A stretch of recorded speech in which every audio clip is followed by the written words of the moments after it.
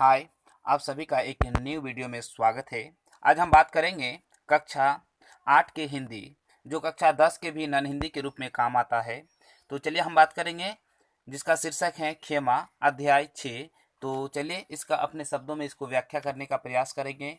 तो चलिए समझते हैं आज का सेशन। यहाँ खेमा में जो बात किया गया है खेमा के बारे में, हालांकि ये जो है एक बाल मजदूरी को जो प्रताड़ित किया जाता है उसके बारे में इसमें चर्चा किया गया है। इसमें ये बताने का प्रयास किया गया है कि आदमी जो है गरीबी में किस प्रकार जीता है और किस तरह से वो उसे मजबूरियों को अपने वरदान समझकर, या वरदान नहीं बोल सकते हैं, उसे अपने मजबूरियों को ये समझकर कि इससे ज़्यादा हमसे नहीं हो सकता है ना, ये सोचकर वो किस तरह से सहता है, वो चीज़ दिखाने का प्रयास किया गया है इस कहानी के माध्यम से। तो चलिए समझते हैं। और आपको बता दें, ये आपको व्याख्या के साथ साथ इसके प्रश्न उत्तर भी लास्ट में आपको मिल जाएंगे। ठीक है, तो स्टार्ट करते हैं आज का सेशन।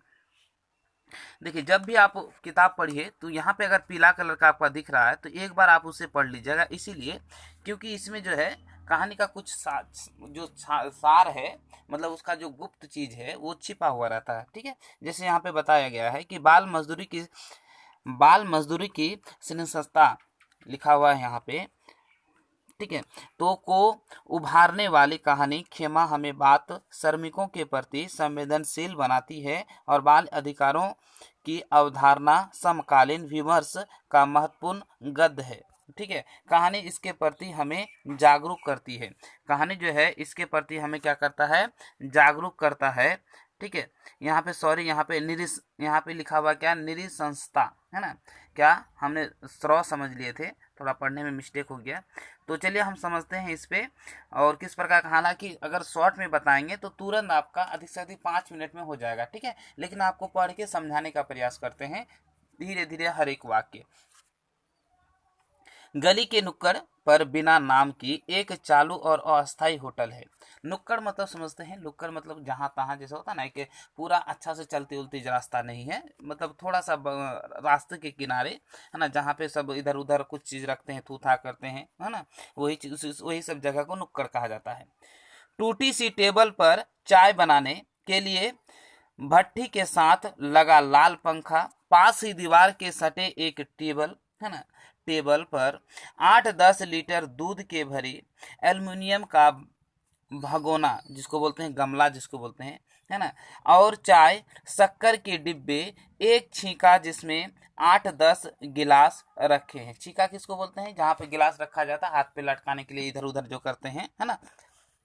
इस मुक्ताकाशी होटल का मालिक कसारा अपने काम को हल्का करने के लिए, अपने जो काम को हल्का करने के लिए पास के किसी गांव से एक बालक को ले आया और कुछ तुतलाते बोलते इस बालक का नाम था खेमा।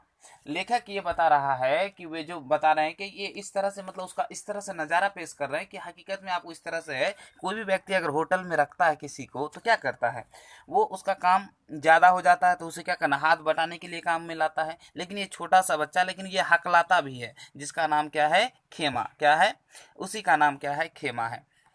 यह लगभग 8-9 वर्ष का है। ये कितने साल का, तो आपको क्वेश्चन पूछेगा ये खेमा जो है उसकी उम्र कितनी है, तो 8-9 वर्ष का है ना। दिखाई पड़ता था, 8-9 साल का ही क्या करता, दिखाई पड़ता था। उसका रंग गेहुआ था। गेहुआ मतलब समझते हैं, अब सांप मत समझ लीजिएगा, गेहुआ का मतलब ये है कि आप उसका जो गोरा रंग था।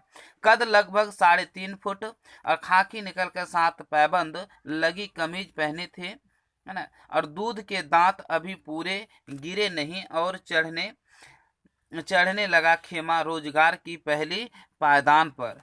देखिए, अभी अच्छा से उसका सब दूध का जो दांत है वो टूटा भी नहीं है। देखिए, पूरा अगर दूध का दांत टूटता है ना तो लगभग आपका कितना 10 साल 11 साल लग जाता है, फिर भी दो गो दांत जो है ना आपका रह जाता है, जो आपको एक जवानी में ही क्या होता है वो पूरा होता है ना, यानी 32 दांत आपका पूरा होता है।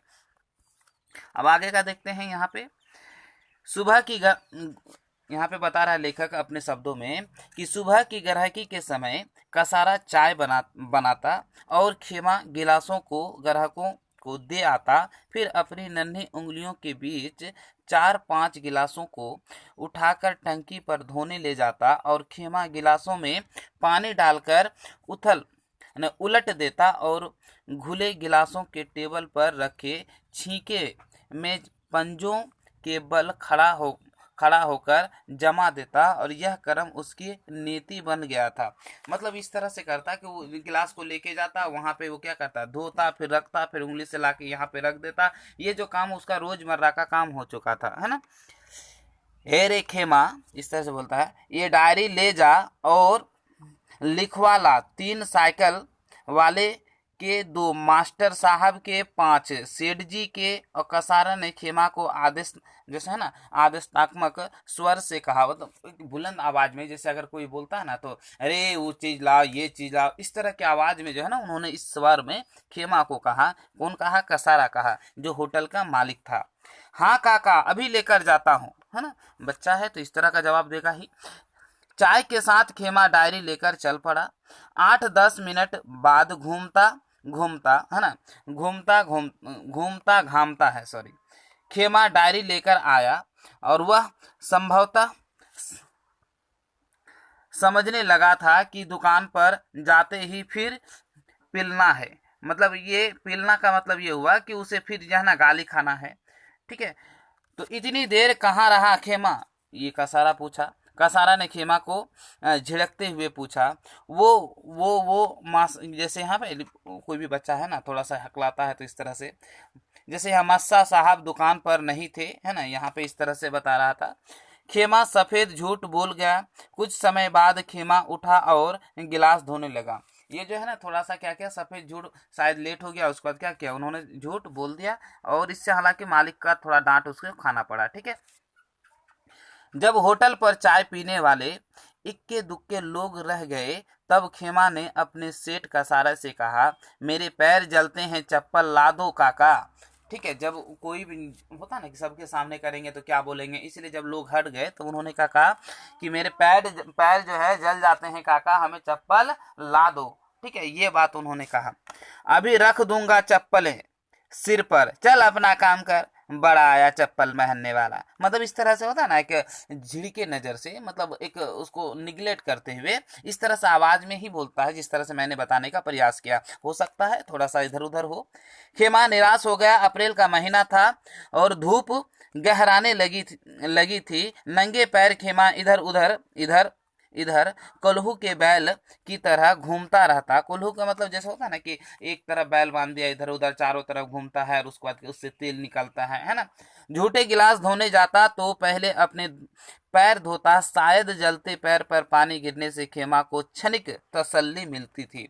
मतलब अब आखिर कोई पैर इसीलिए धोता था कि ताकि उसे जो है ना अचानक अगर जल जाए, बार बार पैर धोएगा तो उसे राहत की सांस मिलेगी, है ना, उसे क्या मिलेगा, राहत की सांस मिलेगी, मतलब तसल्ली मिलेगा। काम निपटा कर कसारा रोटी खाने बैठा।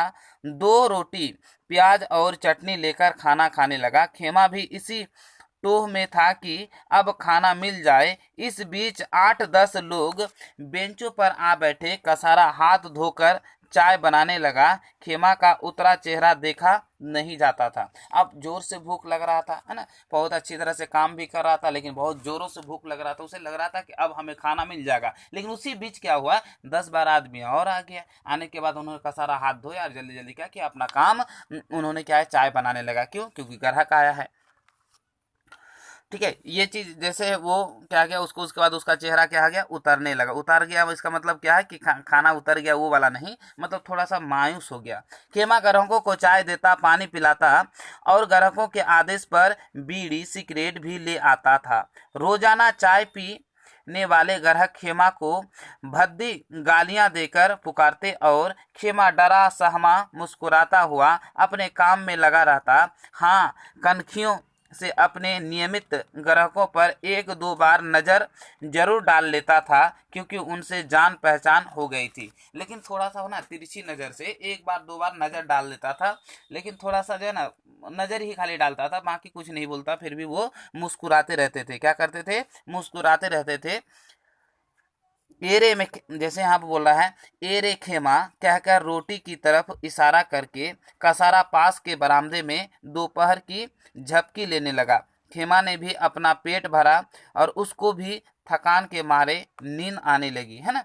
जैसे मान के लगा बार बार अगर सब कोई काम करेगा, इधर से उधर काम करेगा, तो उसे भी क्या होगा, नींद आने लगेगा, है ना। उसे भी क्या करने लगा, नींद आने लगी, है ना। कसारा के सोते भला खेमा कैसे आराम कर सकता था। गर्म हवा सहता, थकान का मारा खेमा बैठे बैठे झपकियां ले लेता। कभी सिर पास की दीवार में टकरा जाता तो वह मुंह की लार हथेली पे साफ करके उठ बैठता और कसारा की तरफ देखता। अगर मालिक है और ये नौकर है तो ये इस, हालांकि नींद तो बहुत ज्यादा आ रही थी, ठीक है, लेकिन ये सोच में वो नींद नहीं मार पा रहा था कि क्या बोलेंगे मालिक, है ना, वो कसारा क्या बोलेंगे, यही सोच के थोड़ा सा डरता था। और क्या करता, वो देखते रहता था कहीं वो तो जग न गया। होटल के पास क्लिनिक होने के सुबह शाम ज्यादा चाय बिकती थी और हर तरह के बीमार क्लिनिक में उपचार कराने आते और दवा लेते, चाय पीते। न जाने कितनी बीमारी के जीवाणु खेमा के शरीर को विधेंगे। मतलब ये सोच रहा था लेखक। खेमा इन सब से बेखबर अपने काम में लगा रहता, है ना, ये सब चीजों से वो क्या था, बेखबर था और अपने कामों में लगा रहता था, ठीक है, उसे किसी प्रकार की दिक्कत नहीं थी, मतलब वो उतना सोच ही नहीं रहता था। खेमा को आए लगभग 2 महीने हो चुके थे। खेमा को सारी दुनिया का सारा के होटल में सिमट आई, मतलब उसका जो पूरा दुनिया था, छोटा बच्चा है, अब खेल कूद भी नहीं, कुछ भी नहीं, पूरा जो दुनिया उसका सारा क्या हो गया था, उसका दुकान में ही सिमट गया था। एरे खेमा, कसारा ने पंखा घुमाते हुए जोर से आवाज सुनाई, आ रहा हूँ।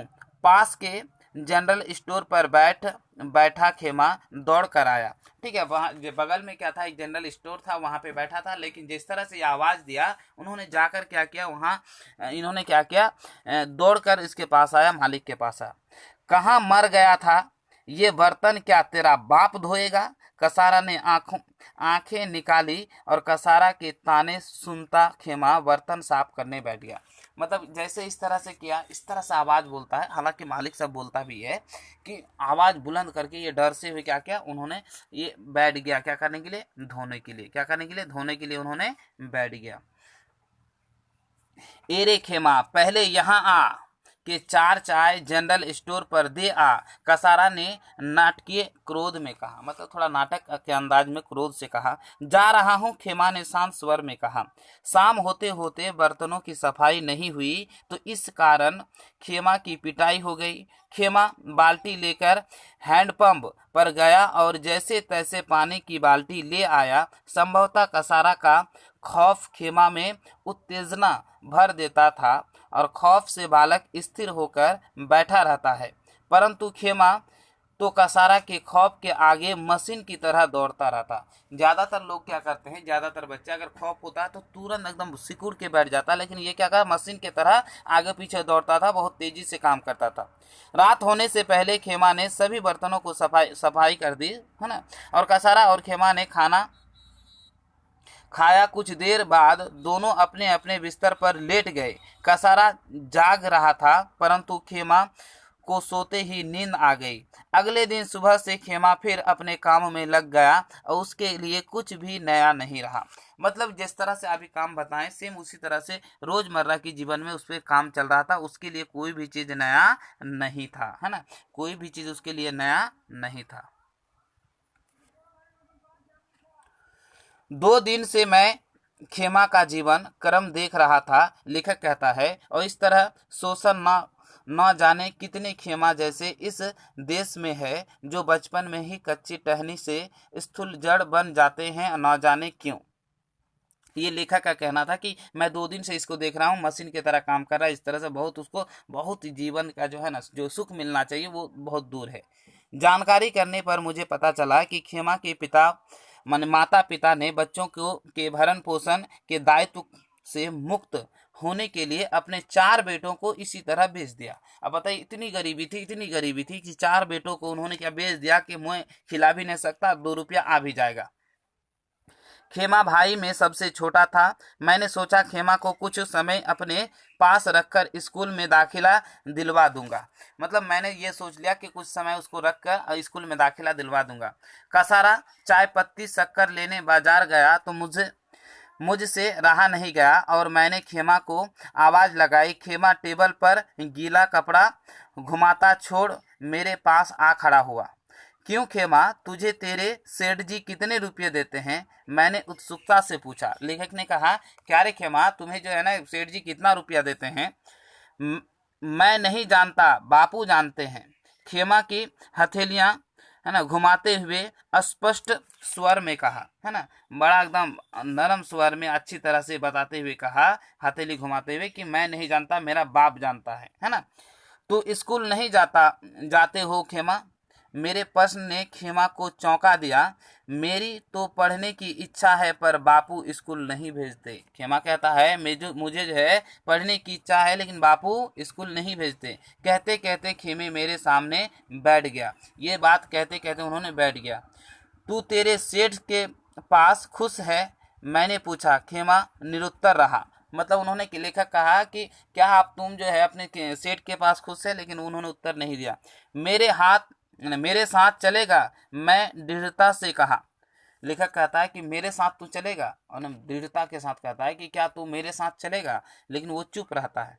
क्या काम करना पड़ेगा? नन्ही जान ने मुझसे निरंतर, है ना, कर दिया, जैसे निरुत्तर कर दिया, सॉरी निरंतर नहीं, निरुत्तर कर दिया। मतलब वहां पे मेरे पास वर्ड नहीं था कि मैं बोलूं। स्कूल जाना है, पढ़ाई करना है, मेरे साथ रहना है, मैंने प्यार से कहा।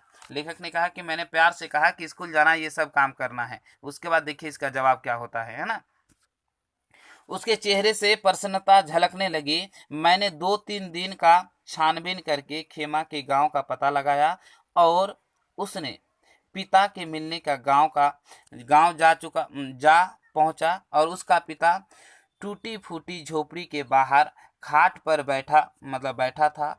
थका सा शरीर, उदास चेहरा मुझे देखकर उठा और हाथ जोड़कर भय भय मिश्रित आश्चर्य से देखने लगा। मतलब इस तरह से हाथ जोड़कर मुझे आश्चर्य होकर क्या करने लगा, देखने लगा। आप, मतलब क्वेश्चन पूछा, खेमा के पिता ने पूछा। मैं अध्यापक हूँ, खेमा को जानता हूँ, मैंने कहा। ओ, एक होटल पर है साहब। उन्होंने क्या कहा कि ये जो है एक होटल पर है। खेमा के पिता ने दीर्घ श्वास छोड़ते हुए कहा, इस तरह से श्वास छोड़ता है ना, मतलब उसी स्वर में कहा। मुझे मालूम है, मैं चाहता हूँ कि खेमा को पढ़ाऊँ और उसे अच्छा इंसान बनाऊँ, इसलिए खेमा को लेने आया हूँ, मैंने सहजता से कहा। खेमा के पिता की आंखें भर आई, और निश्चय ही उसके मन में बेटे अपने अपने बच्चे के प्रति, है ना, अनुराग उमड़ पड़ा था। शायद उसके जो बच्चे के प्रति क्या था, अनुराग उमड़ पड़ा था, इसीलिए उसका आंखें क्या हुआ, भर आया। ठीक है, पर कसारा को उसके रुपये लौटाने पड़ेंगे, खेमा का पिता बोला। मैं व्यवस्था कर दूंगा, मैंने सहजता से कहा। लेखक ने कहा कि मैं ये व्यवस्था कर दूंगा, आपको चिंता करने की कोई बात नहीं है। उसके चेहरे पर संतोष की लहरें उभर आई। वह मेरे साथ चल पड़ा और खेमा ग्राहकों को चाय के गिलास दे रहा था। खेमा के पिता ने कसारा से बात की, और लगभग आधा घंटे बाद खेमा मेरे पास था। ठीक है, मतलब जैसे ही खेमा का पिताजी ने खेमा से बात किया, खेमा के पिताजी ने कसारा से बात किया, और आधा घंटा के बाद वो लड़का लेखक के पास आ गया। खेमा मेरे साथ चलने लगा। उसकी चाल बदल गई, जैसे पिंजरे से पंछी मुक्त हुआ हो। घर आकर मैंने स्नान किया, फिर खेमा को स्नान करने के लिए कहा। दोनों ने खाना खाया, है ना, दोनों ने क्या किया, खाना खाया। खाना खाते समय मैं सोच रहा था कि यदि खेमा पढ़ लिख कर कुछ बन जाएगा तो मुझे हार्दिक प्रसन्नता होगी, परंतु खेमा जैसे अनेक बालक हैं, उनका क्या होगा। खैर, बोलता है कि मैं तो सोचता हूँ कि पढ़ लिख कर खेमा अच्छा व्यक्ति बन जाएगा, लेकिन खेमा जैसे बहुत सारे बालक हैं, उसका क्या होगा। रात को मैंने सोने लगा तो खेमा मेरे पास आया और मेरे पैर दबाने लगा। मैं उठ बैठा और पूछा कि मेरे पैर क्यों दबा रहा है, तो पता चला कि खेमा रोज रात को 2 घंटे कसारा का पांव दबाता था, और मेरी आंखें भर आई। मतलब इतना काम करने के बाद भी 2 घंटा उसका पैर दबाता था, और जिससे सुनकर हमारे आंखें भर आई, लेखक का कहना है। मैंने प्यार से खेमा के सिर पर हाथ फेरा। मैंने उसे बिस्तर पर सो जाने के लिए कहा। कच्ची नींद में सोया खेमा करीब 2 घंटे बाद बड़बड़ाने लगा। आया सेठ जी, संभवतः कसारा की आवाज अर्ध निंद्र अवस्था में खेमा को सुनाई दी। एरे खेमा, शायद इस तरह से वो उसको सुनाई दिया, इसीलिए इन्होंने ये बात कही। ठीक है, अब देखते हैं शब्दार्थ। पायदान यानी सीढ़ी पैर योग्य जैसे होता है। प्याला यानी भिड़ जाना। अनुराग मतलब प्रेम या भक्ति। आदेशात्मक यानी क्या, आदेश पूर्ण या आज्ञा। क्षणिक मतलब थोड़ी देर रहने वाला, निरुत्तर मतलब बिना उत्तर के, है ना। नियमित जैसे नियति मतलब भाग्य या नियमित, छीका मतलब चाय का गिलास रखने की जनानुमा के उपकरण जिसको बोलते हैं, है ना। देखिए ये उसका प्रश्न है। अब हम देखते हैं इसका प्रश्न उत्तर, गौर से देखिए। यहाँ पे इसके लेखक हैं, संकलित हैं इसका लेखक का नाम। पहला क्वेश्चन है खेमा का कसारा, यहाँ पे कसारा होगा, अलग अलग हो गया। खेमा कसारा की होटल पर काम क्यों करता था, तो इसका आंसर क्या होगा, गौर से देखिए, है ना। खेमा कसारा का यहाँ पे टोटल कसारा हो जाएगा, है ना, याद रखिए। खेमा जो है ये वाला, ये क्या हो जाएगा, कसारा हो जाएगा, है ना। कसारा के होटल पर काम अपनी गरीबी के कारण करता था। कसारा को चाय की दुकान थी जो हल्का करने के लिए उसने लाया था, है ना। गरीब था इसीलिए काम किया था। अगला प्रश्न है खेमा दोबारा चप्पल मांगने पर कसारा के बेरुखी क्यों थी, है ना, मतलब उसे उसे गुस्सा क्यों आया जब उन्होंने चप्पल मांगा, तो आंसर है इसका क्या होगा, खेमा दोबारा चप्पल मांग करने पर कसारा ने उसे डांटते हुए कहा, अपना काम करो नहीं तो चप्पल से मारूंगा। हाँ, करोगे नौकरी और पहनोगे चप्पल, यह अर्थ मतलब या अर्थात तो जैसे अभी रख दूंगा, ये चीज बताने का प्रयास किया। चप्पलें सिर पर या चल अपना काम कर, है ना, काम कर। और यहाँ पे बढ़ाया चप्पल अपने पहनने वाला, है ना, मतलब होता ना कि बड़ा आया चप्पल पहनने वाला, यहाँ बढ़ाया नहीं होगा, यहाँ पे क्या हो जाएगा, बड़ा आया चप्पल पहनने वाला। यहाँ पे हो जाएगा आपका जो किताब में है, बड़ा आया आपका, बड़ा बड़ा आया आपका चप्पल पहनने वाला, है ना। यहाँ पे नहीं हो पा रहा है तो वो वाला शब्द होगा, टाइपिंग में थोड़ा सा मिस्टेक हो गया, ठीक है, गौर से देखिए। अपने पैरों पर पानी गिराने से खेमा को तसल्ली क्यों मिलती थी, देखिए खेमा अपने पैरों पर पानी इसलिए डालता था क्योंकि नंगे पांव लोगों को चाय पहुंचाने तथा गिलास गिलास लाने लाने ले जाने पड़ता था, यानी लाने जाना पड़ता था, और तेज धूप के कारण वह सड़क से गुजरता था तब उसके पैर जलने लगते थे, इसलिए इसलिए चाय पहुंचाकर लौटते ही तथा झूठे गिलास धोने के से पहले अपने पैर पर पानी गिरा लेता ताकि जलन महसूस ना हो, यानी क्षणिक भर के लिए उसे ठंडा महसूस हो, है ना, ये चीज है। अब यहाँ तक आगे वाला प्रश्न देखते हैं। यहाँ पे किन परिस्थितियों में खेमा के पिता ने उसे बेच दिया था, तो गरीबी के कारण, सिंपल सी बात है, किसके कारण, गरीबी के कारण उसे बेच दिया था, है ना। तो गरीबी के कारण खेमा के पिता अपने बच्चों के भरण पोषण करने में असमर्थ था, इसलिए उसने दायित्व को मुक्त होने के लिए अपने बच्चों को बेच दिया ताकि मजदूरी करके बच्चा अपना भरण पोषण कर ले और उससे प्राप्त वाली मजदूरी उसका भी भरण पोषण होगा, इसी उद्देश्य से पिता ने उसे बेच दिया था। अगला प्रश्न है, ठीक है, जब लेखक ने खेमा के पिता से कहा कि वे खेमा को अपने साथ ले जाकर पढ़ाना चाहता है तो उसकी आंखें क्यों भर आई, अपना विचार दिए। बिल्कुल सही, अगर कोई बच्चा, कोई भी पिता हो, अगर अपने बच्चे को पढ़ा नहीं पाता है तो उसे तो दुख होता ही है, लेकिन उसे लगा कि अगर मैं अपना जो है ना दुख, पहले से पता था कि मैं जो है ना अब दुखी हूँ, इसीलिए वो क्या किया, अगर मेरा बच्चा पढ़ेगा तो कल हो ना कल हो जो है ना वो क्या कर सकता है, वो सुखी में रह सकता है, यही सोचकर उसका आंखें भर आई, है ना।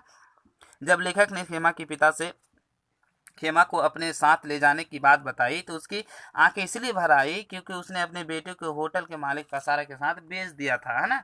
और वह समस्या यह भी थी कि खेमा का है ना कि कसारा की यहाँ कैसे हटाए, उसका पैसा लौटाए, है ना, शक्ति उनमें नहीं थी। और बेटे के भविष्य निर्माण की बात सोचकर उसके मन में अपने बच्चों के प्रति अनुराग उमड़ पड़ी, इसलिए आंखें भर आई। मतलब सबको पता है कि अपने बच्चे के प्रति प्यार उमड़ ही पड़ता है ना। अब देखना आगे वाला प्रश्न, पाठ से आगे। खेमा कहानी पढ़कर आपके दिमाग में कौन सा प्रश्न उठता है, खेमा कहानी पढ़कर, है ना, मेरे दिमाग में सर्वप्रथम देश के भविष्य के बच्चों की दुर्दशा की, है ना, दुर्दशा की बात, है ना, कौंधने लगती है, जिससे बचपन की सुख का भाव, है ना, भोग ना जाए, जैसे होता है ना, भोगना किया ना जाए, किया ही न, जैसे सॉरी यहाँ पे क्या हो जाएगा, यहाँ पे जैसे हो जाएगा बचपन भी के सुख का भोग न किया किया न ही उसे अपने पेट की ज्वाला शांत करने के लिए शोषण की चक्की में पीसना पड़ता है। हमारी सामाजिक व्यवस्था की त्रुटिपूर्ण है जो बच्चों को खेलने कूदने तथा पढ़ने लिखने के बजाय बाल मजदूरी करने में विवश होना पड़ता है। ये हमारे दुर्दशा है ना। कसारा से चप्पल मांगने पर खेमा को फटकार लगी, इसके बावजूद काम करने लगा। आप रहते तो क्या करते, है ना, आप रहते तो क्या करते। देखिए, कसारा से चप्पल मांगने पर खेमा को फटकार लगी, इसके बावजूद इसलिए काम करने लगा क्योंकि उसे के पास हाथ, मतलब उसके हाथ वो क्या हुआ, बिका हुआ था, और उसे अपने अधीनस्थ की अपमान तथा शोषण सहन करना पड़ता था, क्योंकि वह मजबूर है, और इसी मजबूरी के कारण वह हर व्यक्ति को खेमा की शांति और डांट का फटकार सहन करनी पड़ती थी। इसी स्थिति में मैं रहता तो मैं ही वैसा ही करता जैसा उन्होंने किया। देखिए, कसारा का होटल छोड़ने के बाद खेमा इस प्रकार परिवर्तन आया होगा, अपने विचार लिखें। देखिए, कसारा का होटल छोड़ने के बाद खेमा के जीवन में वैसी परिवर्तन आया जैसे परिवर्तन पिंजरे में मुक्त होकर पंछी, है ना, यहाँ पे पंछी होगा, यहाँ पंछी लिखा हुआ है, यहाँ पे क्या हो जाएगा आपका, पंछी होगा, है ना, पंछी में आता है। खेमा अब बंधन मुक्त हो गया है, उसे किसी की डांट फटकार का भय नहीं था। वह लेखक के साथ पढ़ने लिखने के लिए जा रहा था, इससे उसका जीवन खुशहाल हो गया, है ना। चौथा प्रश्न देखते हैं। बाल मजदूरी की तरह समाज में अन्य कुछ कुप्रथाएं भी प्रचलित है, उन पर चर्चा कीजिए, है ना। बाल मजदूरी की तरह समाज में अन्य कुप्रथाएं हैं, जैसे बाल विवाह, तलाक, बेटा बेटी में भेदभाव, जाति, है ना, जाति प्रथा, यहाँ पे जाति प्रथा होगा, ठीक है, क्या हो जाएगा आपका, यहाँ पे जाति प्रथा, है ना। बाल मजदूरी समाप्त करने के लिए सरकार दोनों को उन्मुख होना अनिवार्य है, और कुप्रथा का अंत करने के लिए शिक्षा का प्रसार हो, प्रत्येक गांव में विद्यालय, है ना, खोला जाए, तभी ये संभव है। गरीब बच्चों को आर्थिक सहायता देकर शिक्षा के प्रति रुचि बढ़ाया जाए, और बाल मजदूर कराने वालों को दंडित किया जाए, तभी ये संभव है। यदि आपको हमारा वीडियो पसंद आए तो लाइक करें और ज़्यादा से ज़्यादा लोगों तक शेयर करें। हाँ, अगर आप हमारे चैनल में नए हैं तो चैनल को सब्सक्राइब करना ना भूलिए, और बगल में जो बेल आइकन है उसे जरूर दबाएं, ताकि जब भी हम वीडियो बनाएं सबसे पहले नोटिफिकेशन आप तक जरूर पहुंचे। तो चलिए आज यहीं पे अपना वीडियो करते हैं समाप्त। जय हिंद।